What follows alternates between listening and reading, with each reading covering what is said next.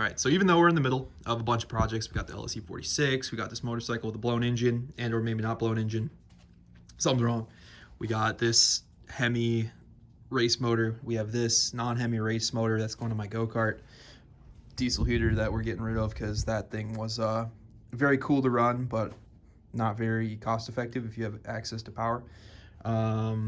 Mini bike, which is sick. Just got auto start on this thing, or electric start rather, but this thing's so nice. I did this. I'm very happy with how this turned out. I literally just bought another one of these, and you can see even though we're actually, you know what, but yeah, I killed the battery. I was riding it out earlier. It doesn't charge up itself that good with the built-in stator that runs this light, but the way I have it set up, it's all nice and fully integrated to the whole bike. And I have the battery up there in this little 3D printed battery box I made. But you guys probably weren't here for that. You're probably here for this thing I just tripped over, which is an angle kit for the LS E46. And this is a sub $200 angle kit. Hopefully this will survive. We'll drop this on the car and I'll go through the whole thing of putting this thing together because I know these things don't come with instructions. But let's get to it.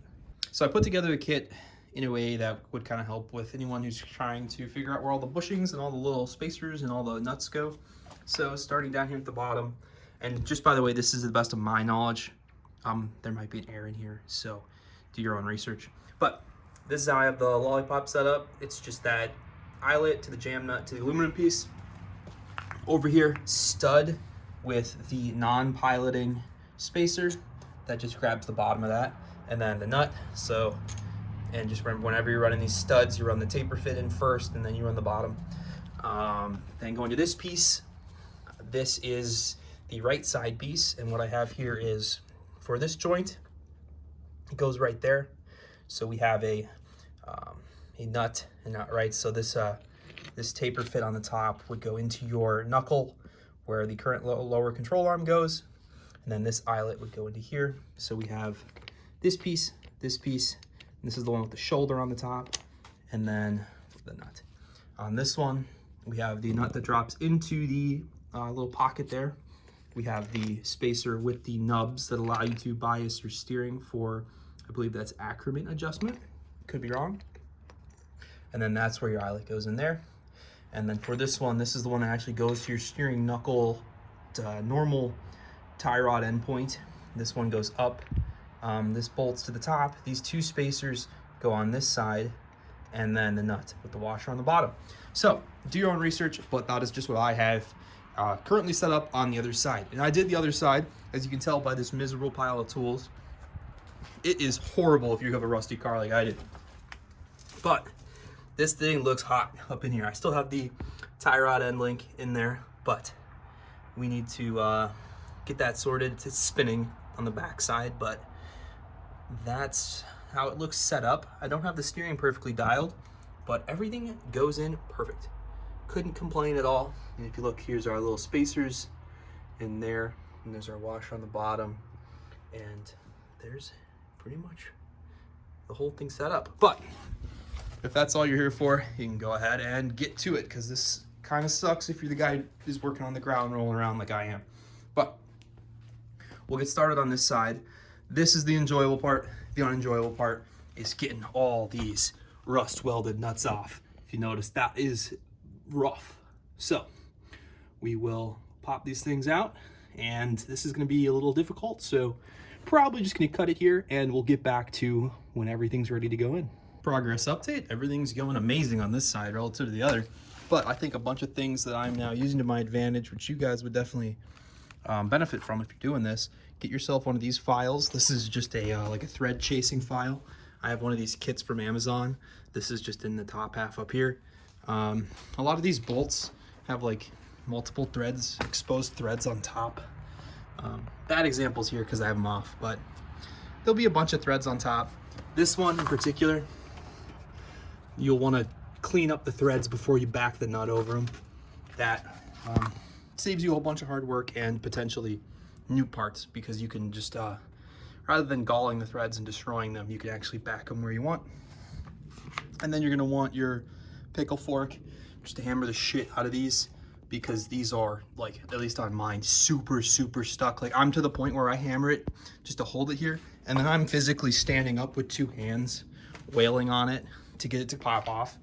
Like, it's quite stupid, but welcome to the rust area. This is Minnesota. So we got that off, and I just got the big one underneath.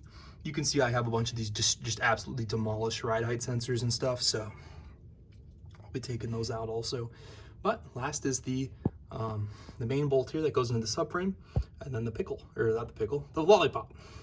Confusing my car terminology here. All right, so I got everything loose. We got all the nuts taken off the top, and all of these pickle fork hammered out. So in theory, I should just be able to drop this out.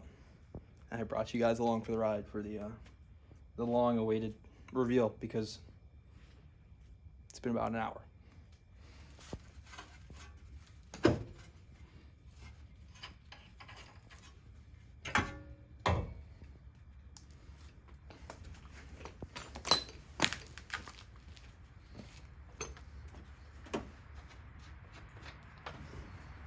All right, it's actually just hovering there right now.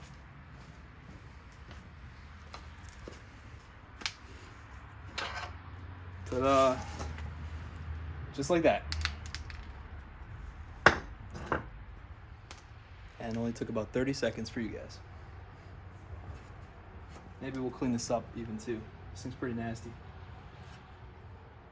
I also wanted to mention a negative of this engine swap is that plate obstructs that hole where your lower control arm mounts to, so you can't get a socket on there. So you're sitting with a wrench for all that, an open-ended wrench for all that. But now it's time to drop in the new one. I'm gonna start by putting in these studs, that one, and I guess that maybe that stud, and then loose fitting that. All right, so step one for me was getting this bolt in. We have it tight, the taper fit is up in the subframe, and the only thing left is that nut that'll go on the bottom. Or actually not that nut. I was actually using this nut as a jam nut to tighten that without it spinning in the bottom half. So I used that nut and the nut that came on it, which is that one. So this one goes to this. But so now you'll have this spacer and this nut, and those two will go on after the new lower control arm goes in there. So I'm gonna slide that into place and plug it in there. And that's pretty tight, so some of these are hard to move around once you get them in there, but that's what makes the, I guess, the driver feedback and steering so tight. All right, so we got the arm up in here. We got the stud tightened down. You can see nothing here, nothing here. And that's spherical bushing is so tight. It's like it'll just stay where you have it. So getting everything triangulated here and fitting nice is kind of tough because you got to muscle it around, but that's the next step for me. And then we'll move on to all the bracketry up here. Got that part mounted up, and I don't have that big nut tightened down quite yet, just mainly because I want to figure out how kind of all this sits before I tighten it down. But it's in place, and now we can move on to the brackets for the knuckle. I mean, you can see how stiff this thing is. It just stays where you left it. Okay, so we got this one pushed in here. It's not tight yet. No nut on the bottom, because I don't want to accidentally tighten down this before that. Might need to jam nut something down here if this starts spinning, but for now, all I have is this poked through here with a nut on it, and then this bolt dropped through here with these two spacers, and then a washer down here. So, and this is just gonna sit here. This is where your tie rod goes. That tie rod. Also clearance the brake dust shield, kind of crudely, just to get it in here. Just didn't want to push it into the brake rotor.